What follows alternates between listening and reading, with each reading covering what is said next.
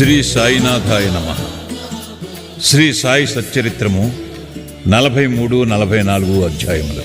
బాబా సమాధి చెందుట. సన్నాహము, సమాధి మందిరము, ఇటుకురాయి విరుగుట, 72 గంటల సమాధి, జోగు యొక్క సన్యాసము, అమృతము వంటి బాబా పలుకులు. 43 మరియు 44 అధ్యాయములు కూడా బాబా శరీరత్యాగము చేసిన కథనే వర్ణించున్నవి కనుక వాటిని ఒక చోట చేర్చుట జరిగినది. ముందుగా సన్నాహము. హిందువులలో ఎవరైనా మరణించుటకు సిద్ధముగానున్నప్పుడు మత గ్రంథములు చదివి వినిపించుట సాధారణ ఆచారం. ఏలన ప్రపంచ విషయముల నుండి అతని మనస్సును మరలించి భగవత్ విషయములందు లీనమునర్చినచో అతడు పరమును సహజముగాను సులభముగాను పొందును. పరీక్షిన్ మహారాజు బ్రాహ్మణ ఋషిబాలునిచే శపింపబడి వారము రోజులలో చనిపోవుటకు సిద్ధముగా ఉన్నప్పుడు గొప్ప యోగియగు శుకుడు భాగవత పురాణమును ఆ వారములో బోధించాను. ఈ అభ్యాసము ఇప్పటికిని అలవాటులో ఉన్నది.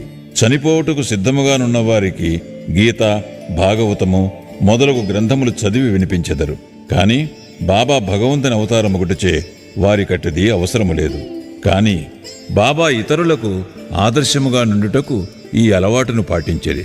త్వరలోనే దేహత్యాగము చేయనున్నామని తెలియగానే వారు వజేయను నాతని పిలిచి రామ విజయమును గ్రంథమును పారాయణ చేయమనిరి. అతడు వారములో గ్రంథమును ఒకసారి పఠించాను. తిరిగి దానిని చదువుమని బాబా ఆజ్ఞాపించగా అతడు రాత్రింబవళ్లు దానిని చదివి 3 దినములలో 2వ పారాయణము పూర్తి చేశాను. ఈ విధముగా 11 దినములు గడిచాను. అతడు తిరిగి 3 రోజులు చదివి అలసిపోయాను.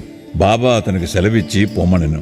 బాబా నెమ్మదిగా నుండి ఆత్మానుసంధానములో మునిగి చివరి క్షణముకై ఎదురు చూచుచుండెరి. 2-3 దినములు ముందు నుండి బాబా గ్రామము బయటకు పోవుట, భిక్షాటనము చేయుట మొదలుగునవి మాని మసీదులో కూర్చుండెరి. చివరి వరకు బాబా చైతన్యముతో నుండి అందరికీ ధైర్యముగా నుండుడని సలహా ఇచ్చిరి. వారెప్పుడు పోయేదరో ఎవరికీ తెలియనేయలేదు. ప్రతిదినము కాకాసాహెబ్ దీక్షిత్, శ్రీమాన్ బూటీయు వారితో కలిసి మసీదులో భోజనము చేయుచుండెడివారు.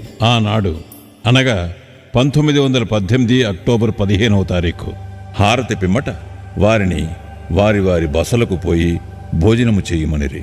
అయినను లక్ష్మీబాయి షిందే, బాగోజీ షిందే, బయాజీ, లక్ష్మణ్ బాలా సింపి, నానాసాహెబ్ నిమోన్కర్ అక్కడనే యుండిరి. దిగువ మెట్ల మీద శ్యామ కూర్చుని యుండెను. లక్ష్మీబాయి షిందేకు 9 రూపాయలను దానము చేసిన పిమ్మట బాబా తనకు ఆ స్థలము బాగా లేదనియు అందుచేత తనను రాతితో కట్టిన బూటీ మేడలోనికి తీసుకుని పోయిన అతడ బాగుగా నుండుననియు చెప్పాను. ఈ తుది పలుకులాడుచు బాబా బయాజీ తాత్యాకోతేపై ఉరిగి ప్రాణములు విడిచెను. బాగోజీ దీనిని కనిపెట్టి దిగువ కూర్చునియున్న నానాసాహెబ్ నిమోన్కర్కు ఈ సంగతి చెప్పాను. నానాసాహెబ్ నీళ్లు తెచ్చి బాబా నోటిలో పోశాను. అవి బయటికి వచ్చాను. అతడు బిగ్గరగా "ఓ దేవా" అని అరిచాను. అంతలో బాబా కండ్లు తెరిచి మెల్లగా "ఆ" అనెను. బాబా తన భౌతిక శరీరమును విడిచిపెట్టెనని తేలిపోయాను. బాబా సమాధి చెందెనను సంగతి షిరిడీ గ్రామములో కార్చిచ్చువలే వ్యాపించాను.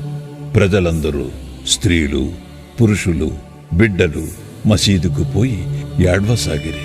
కొందరు బిగ్గరగా ఏడ్చిరి, కొందరు వీధులలో నేర్చుచుండెరి, కొందరు తెలివి తెప్పిపడిరి. అందరి కండ్ల నుండి నీళ్లు కాలువల వలె పారుచుండెను. అందరూ విచారగ్రస్తులయ్యిరి. కొందరు సాయిబాబా చెప్పిన మాటలు జ్ఞాపకము చేసుకున్న మొదలిడిరి. మునుముందు 8 ఏండ్ల బాలునిగా ప్రత్యక్షమయ్యేదనని బాబా తమ భక్తులతో చెప్పిరని ఒకరనిరి. ఇవి యోగీశ్వరుని వాక్కులు గనక ఎవ్వరునూ సందేహింపనక్కరలేదు. ఏలన కృష్ణావతారములో శ్రీ మహావిష్ణువు ఈ కార్యమే వనర్చెను. సుందర శరీరముతో ఆయుధములు గల చతుర్భుజములతో శ్రీకృష్ణుడు దేవకీదేవికి కారాగారమున 8 ఏండ్ల బాలుడుగానే ప్రత్యక్షమయ్యను. ఆ అవతారమున శ్రీకృష్ణుడు భూమి భారము తగ్గించెను. ఈ సాయిబాబా అవతారము భక్తులను ధరించుటకై వచ్చినది కనుక సంశయింప కారణమేమున్నది? యోగుల జాడలు అగమ్యగోచరములు. సాయిబాబాకు తమ భక్తులతోడి సంబంధము ఈ యొక్క జన్మతోడిదే కాదు, అది కడచిన 72 జన్మల సంబంధము. ఇట్టి ప్రేమబంధములు కలిగించిన సాయిబాబా మహారాజు ఎచ్చటికో పర్యటనకై పోయినట్లనిపించుట వలన వారు శీఘ్రముగానే తిరిగి ఉత్తురను దృఢ విశ్వాసము భక్తులకు కలదు. బాబా శరీరము ఎట్లు సమాధి చేయవలనన్న విషయము గొప్ప సమస్య ఆయను. కొందరు మహమ్మదీయులు బాబా శరీరమును ఆరుబయట సమాధి చేసి దానిపై గోరీ కట్టవలనని. కుషాల్ చందు, అమీర్ శక్కర్ కూడా ఈ అభిప్రాయమునే వెలిబుచ్చిరి. కాని రామచంద్ర పాటీల్ అను గ్రామ మునసబు గ్రామములోని వారందరితో నిశ్చితమైన దృఢ కంఠస్వరముతో, మీ ఆలోచన మాకు సమ్మతము కాదు, బాబా శరీరము రాతివాడాలో పెట్టవలసినదే అనెను. అందుచే గ్రామస్తులు 2 వర్గములుగా విడిపోయి ఈ వివాదము 36 గంటలు జరిపిరి. బుధవారం ఉదయము గ్రామములోని జ్యోతిష్కుడును శ్యామాకు మేనమామయును అగు లక్ష్మణమామ జోషికి బాబా స్వప్నములో కనిపించి చేయి పట్టిలాగి ఇట్లనెను. త్వరగా లెమ్ము, బాపు సాహేబు నేను మరణించి తిననుకొనుచున్నాడు, అందుచేనతడు రాడు. నీవు పూజ చేసి కాకడా హారతిని ఇమ్ము. లక్ష్మణమామ సనాతనాచార పరాయణుడైన బ్రాహ్మణుడు. ప్రతిరోజు ఉదయము బాబాను పూజించిన పిమ్మట తక్కిన దేవతలను పూజించుచుండెడివాడు. అతనికి బాబా యందు పూర్ణ భక్తి విశ్వాసములు ఉండెను. ఈ దృశ్యమును చూడగానే పూజా ద్రవ్యముల పళ్ళెమును చేత ధరించి మౌల్వీలు ఆటంకపరుచుచున్నను పూజను హారతిని చేసిపోయాను. మిట్ట మధ్యాహ్నము బాపూసాహెబ్ జోగ్ పూజా ద్రవ్యములతో అందరితో మామూలుగా వచ్చి మధ్యాహ్న హారతిని నెరవేర్చెను.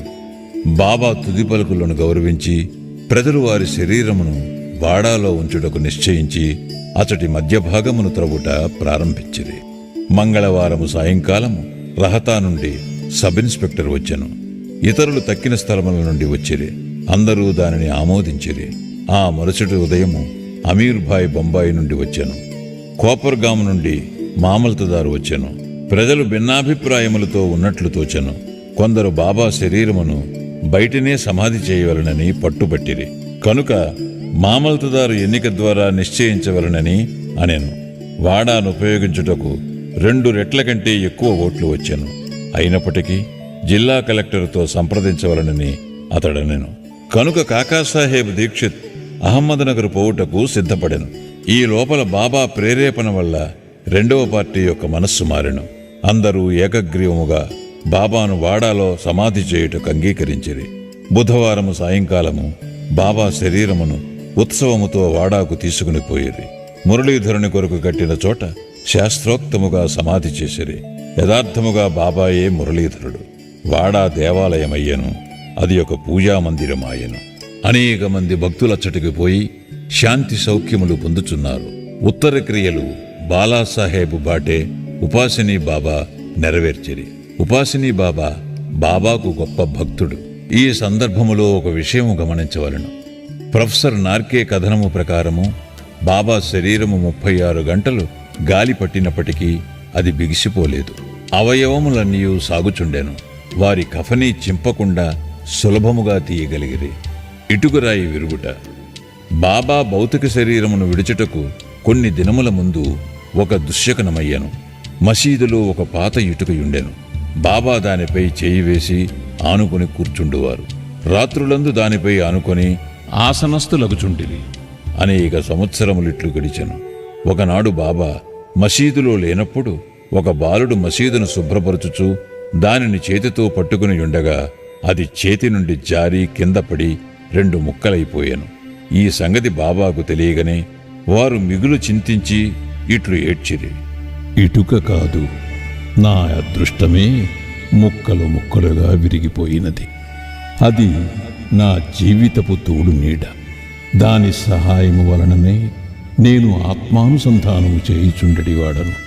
నా జీవితమునందు నాకెంత ప్రేమయో దానియందు నాకంత ప్రేమ. ఈరోజు అది నన్ను విడిచినది.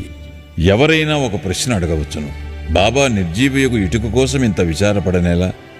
అందులోకి హేమాడ్ పంతు ఇట్లు సమాధానమిచ్చాను. యోగులు బీదవారికి నిస్సహాయులకు సహాయము చేయుటకై అవతరించెదరు. వారు ప్రజలతో కలిసి మసులున్నప్పుడు ప్రజల వలె నటింతురు. వారు మనవలే బాహ్యమునకు నవ్వెదరు, ఆడెదరు, ఏడ్చెదరు. కానీ లోపల వారు శుద్ధ చైతన్యులై వారి కర్తవ్య విధులను ఎరుగుదురు. 72 గంటల సమాధి. ఇటుక విరుగుటకు 32 సంవత్సరములకు పూర్వము, అనగా 1886 సంవత్సరములో బాబా సీమోల్లంఘనము చేయ ప్రయత్నించాను. ఒక మార్గశిర పౌర్ణమి నాడు బాబా ఉబసము వ్యాధితో మిక్కిలి బాధపడుచుండాను. దానిని తప్పించుకున్నట్టుకై బాబా తన ప్రాణమును పైకి తీసుకుని పోయి సమాధిలో ఉండవలననుకుని భక్త మహల్సాపతితో ఇట్లనిరి: నా శరీరమును 3 రోజుల వరకు కాపాడుము. నేను తిరిగి వచ్చినట్లయినా సరే, లేని ఎడల నా శరీరమును ఎదురుగా ఉన్న ఖాళీ స్థలములో పాతిపెట్టి గుర్తుగా 2 జెండాలను పాతుము అని స్థలమును చూపిరి. ఇట్లనుచూ రాత్రి 10 గంటలకు బాబా క్రింద కూలెను. వారి ఊపిరి నిలిచిపోయాను. వారి నాడి కూడా ఆడకుండెను. శరీరములో నుండి ప్రాణము పోయినట్లుండెను. ఊరి వారందరూ అచ్చట చేరి న్యాయ విచారణ చేసి బాబా చూపిన స్థలములో సమాధి చేయుటకు నిశ్చయించిరి. కాని మహల్సాపతి అడ్డగించెను. తన ఒడిలో బాబా శరీరమునుంచుకొని 3 రోజులట్లే కాపాడుచూ కూర్చుండెను. 3 దినముల పిమ్మట తెల్లవారుజామున 3 గంటలకు బాబా శరీరములో ప్రాణమున్నట్లు కనిపించెను. ఊపిరి ఆడ ఆరంభించెను. కడుపు కదలెను. కండ్లు తెరచెను. కాళ్ళు చేతులు సాగదీచు బాబా లేచెను. దీనిని బట్టి చదువరులు ఆలోచించవలసిన విషయమేమనా, బాబా 3 మూరల శరీరమా, లేక లోపలనున్న ఆత్మయ? పంచభూతాత్మకమగు శరీరము నాశనమగు. శరీరము అశాశ్వతము గాని లోనున్న ఆత్మ పరమ సత్యము, అమరము, శాశ్వతము. ఈ శుద్ధ సత్తాయే బ్రహ్మము. అదే పంచేంద్రియములను, మనస్సును స్వాధీనమందుంచుకున్నది, పరిపాలించున్నది. అది ఏ సాయి. అది ఏ ఈ జగత్తునందు గల వస్తువులన్నిటియందు వ్యాపించియున్నది. అది లేని స్థలము లేదు. అది తాను సంకల్పించుకున్న కార్యమును నెరవేర్చుటకు భౌతిక శరీరము వహించాను. దానిని నెరవేర్చిన పిమ్మట శరీరమును విడిచెను. సాయి ఎల్లప్పుడూ ఉండువారు. అట్లనే పూర్వము గాణుగాపురములో వెలసిన దత్తదేవుని అవతారమగు శ్రీ నరసింహ సరస్వతియు వారు సమాధి చెందుట బాహ్యమునకే గాని సమస్త చేతనాచేతనములందు కూడా ఉండి వానిని నియమించువారును పరిపాలించువారును వారే. ఈ విషయము ఇప్పటికిని సర్వస్వ శరణాగతి చేసిన వారికిని, మనస్ఫూర్తిగా భక్తితో పూజించు వారికిని అనుభవనీయమైన సంగతి. ప్రస్తుతము బాబా రూపము చూడ వీలు లేనప్పటికీ మనము షిరిడీకి వెళ్ళినచో వారి జీవితమెత్తు పటము మసీదులోనున్నది. దీనిని శ్యామరావు జైకర్ అను గొప్ప చిత్రకారుడును బాబా భక్తుడను వ్రాసియున్నాడు. భావుకుడు భక్తుడునైన ప్రేక్షకునికి ఈ పటము ఈనాటికినీ బాబాను భౌతిక శరీరముతో చూచినంత తృప్తి కలుగు చెయ్యను. బాబాకు ప్రస్తుతము భౌతిక శరీరము లేనప్పటికీ వారక్కడనే కాక ప్రతి చోటను నివసించుచు పూర్వము వలనే తమ భక్తులకు మేలు చేయుచున్నారు. బాబా వంటి యోగులు ఎన్నడూ మరణించరు. వారు మానవులోలే కనిపించినను నిజముగా వారే దైవము. బాపూసాహెబ్ జోగు సన్యాసము. జోగు సన్యాసము పుచ్చుకొనిన కథతో హేమాడ్ పంతు ఈ అధ్యాయమును ముగించుచున్నారు. సఖారాం హరి ఉరఫ్ బాపూసాహెబ్ జోగ్ పూణే నివాసియకు సుప్రసిద్ధ వార్కరి విష్ణుబువా జోగ్ గారికి చిన్నాయన. 1909వ సంవత్సరమున సర్కారు ఉద్యోగము నుండి విరమించిన తరువాత భార్యతో షిరిడీకి వచ్చి నివసించుచుండెను. వారికి సంతానము లేకుండెను. భార్యాభర్తలు బాబాను ప్రేమించి బాబా సేవయందే కాలమంతయు గడుపుచుండెరి. మేఘశ్యాముడు చనిపోయిన పిమ్మట బాపూసాహెబ్ జోగ్ మసీదులోనూ చావడిలోనూ కూడా బాబా మహాసమాధి పొందు వరకు హారతి ఇచ్చుచుండెను. అదీనూగాక ప్రతిరోజు సాఠేవాడాలో జ్ఞానేశ్వరియు ఏకనాథ భాగవతమును చదివి వినవచ్చిన వారందరికీ బోధించుచుండెను. అనేక సంవత్సరములు సేవ చేసిన పిమ్మట జోగ్ బాబాతో, నేనిన్నాళ్ళు నీ సేవ చేసి తిని నా మనస్సు ఇంకనూ శాంతము కాలేదు. యోగులతో సహవాసము చేసినను నేను బాగుకాకుండుటకు కారణమేమి? ఎప్పుడు కటాక్షించెదవు అనెను. ఆ ప్రార్థన విని బాబా, కొద్ది కాలములో నీ దుష్కర్మల ఫలితము నశించును, నీ పాపపుణ్యములు భస్మమగును. ఎప్పుడు నీవు అభిమానమును పోగొట్టుకుని మోహమును రుచిని జయించెదవో, ఆటంకములన్నిటినీ కడచెదవో, హృదయపూర్వకముగా భగవంతుని సేవించుచు సన్యాసమును పుచ్చుకొనదెవో అప్పుడు నీవు ధన్యుడు అయ్యెదవు అనిరి. కొద్ది కాలము పిమ్మట బాబా పలుకులు నిజమాయెను. అతని భార్య చనిపోయాను. అతనికి ఇంకొక అభిమానమేదియూ లేకుండటచే అతడు స్వేచ్ఛాపరుడై సన్యాసమును గ్రహించి తన జీవిత పరమావధిని పొందెను. అమూర్తతుల్యమగు బాబా పలుకులు. దయాదాక్షిణ్యమూర్తియగు సాయిబాబా పెక్కుసారుడు మసీదులో ఈ దిగువ మధురవాక్యములు పలికిరి. ఎవరైతే నన్ను ఎక్కువగా ప్రేమించెదరో వారు ఎల్లప్పుడూ నన్ను దర్శించెదరు. నేను లేక ఈ జగత్తంతయు వారికి శూన్యము. నా కథలు తప్ప మరేమియూ చెప్పడు. సదా నన్నే ధ్యానము చేయును. నా నామమునే ఎల్లప్పుడూ జపించుచుండును. ఎవరైతే సర్వస్వ శరణాగతి చేసి నన్నే ధ్యానింతురో వారికి నేను రుణస్థుడను. వారికి మోక్షమునిచ్చి వారి రుణము తీర్చుకొనెదను. ఎవరైతే నన్నే చింతించుచు నాగూర్చియే దీక్షతో నుందురో, ఎవరైతే నాకర్పించనిదే ఏమీ తినరో అట్టి వారిపై నేను ఆధారపడి యుందును. ఎవరైతే నా సన్నిధానమునకు వచ్చెదరో వారు నది సముద్రములో కలిసిపోయినట్లు నాలో కలిసిపోదురు. కనుక నీవు గర్వము అహంకారము లేశమైన లేకుండా నీ హృదయములో ఉన్న నన్ను సర్వస్వ శరణాగతి వేడవలెను. నేననగానెవ్వరో సాయిబాబా ఎన్నోసార్లు బోధించిరి. వారిట్లనిరి: నన్ను వెతుకుటకు నీవు దూరముగా కాని మరెచ్చటికీ గాని పూనక్కరలేదు.